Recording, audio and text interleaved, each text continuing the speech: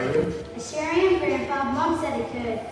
Okay, what do you want to hear about? Space monsters. Space monsters? Yeah, that sounds pretty exciting, but I don't think anyone can sleep after a story about monsters. But you know something, Jeremy? Sometimes things that don't seem very exciting actually have the best stories of all. They do? Absolutely. Like what? Let's take, for example, the potato. How can a potato have a good story to it? I'm glad you asked that question, Jeremy. It just so happens I have a book here. The True Story of the Potato. This isn't another one of your teaching moments, is it? What? Oh no, this is a great story. You'll really like it, I promise. Okay, but if I don't like it, you have to do space monsters. Okay, it's a deal. Once upon a time, a long, long, long time ago. See that? 3 longs. In a place far, far, far away. 3 fars. There was a land called Urupe. Nowadays, this land is called Peru, but in the ancient language, it was Urupe. And in this ancient land was a little town called Hartland.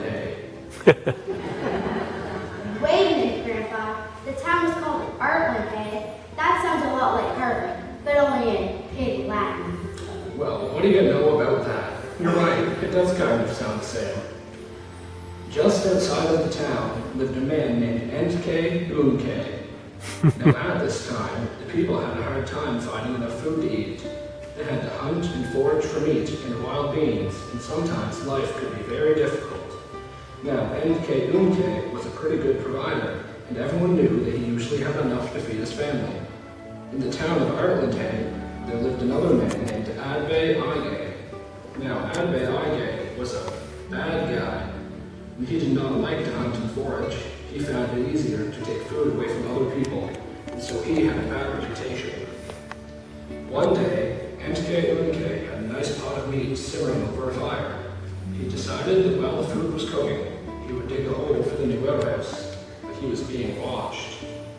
Adbe Ige had gotten a whiff of the food and decided that this was his chance for an easy meal.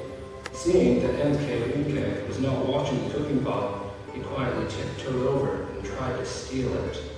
But he had been seen by Mrs. Unke, who had been looking after the baby in the hut.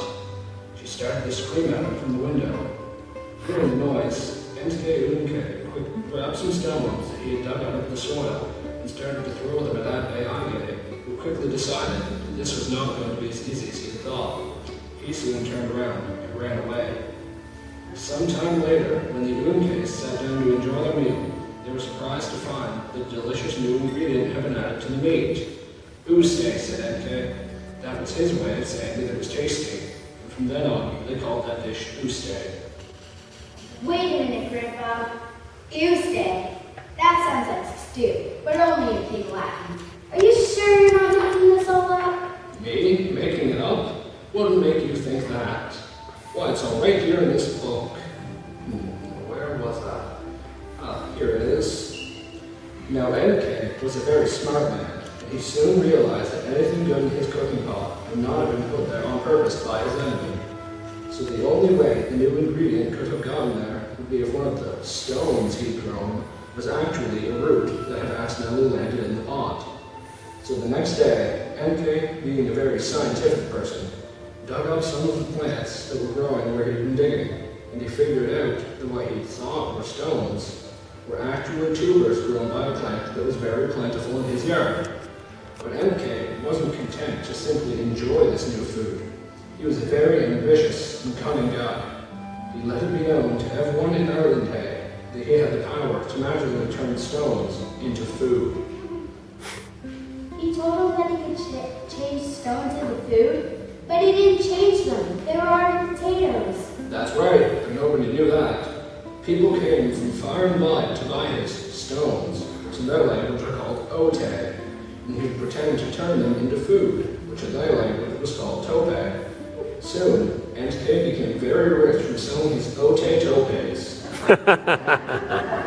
In fact, he became so famous that people carried him around so he wouldn't have to walk. People would come to him for advice topes and asked him to bless their children and to make judgments in their disputes. In fact, the town council of Hartland would not finalize any decisions without his approval. No one would consider having a festival or banquet without Aunt Kay and his wife Elsie Kay as the guests of honor. And so they lived a very long and prosperous life without ever divulging the secret of the Ote-Tope.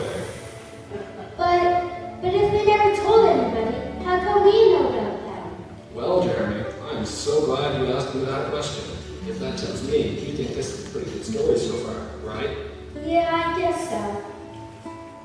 When Entke died, the entire country of Perupe was very upset. Not only had the Ote-Tope helped keep the people from starvation, they had found many delicious ways of preparing it, and now the magic would no longer be available. There were riots in the streets and acts of vandalism, so the town council of Hartland made a momentous decision.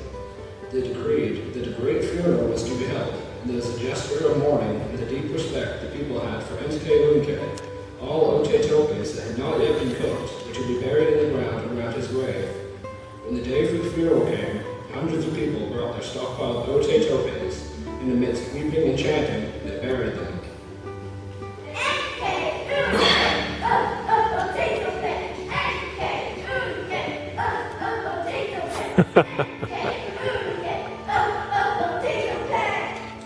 After the funeral, the people had to go back to the old ways of eating mostly beans and greens with the odd scrap of meat when they could get it. It was a sad time for them. Then one day, after a few weeks had gone by, someone noticed that all around Nk's grave, some plants were sprouting out of the ground. They were pretty plants with pink and white flowers. Everyone was amazed, and people came from far and wide to see this beautiful sight. Some people were even saying that Nk's magic had caused the plants to grow so that they would remember him. Then another amazing thing happened. One of the villagers decided she would transplant one of the flowers to her home as a special memorial. When she dug up the plant, she found a treasure trove of Ote-Topes underneath. The news of her discovery spread throughout Perupe like wildfire, and soon everyone was digging up and transplanting the flowers and harvesting the Ote-Topes. There was joy and feasting throughout the land, and everyone believed that even in death, Entke was providing for them. Great monuments and even a golden statue were erected in his honor. And it was all just because Entke couldn't throw straight.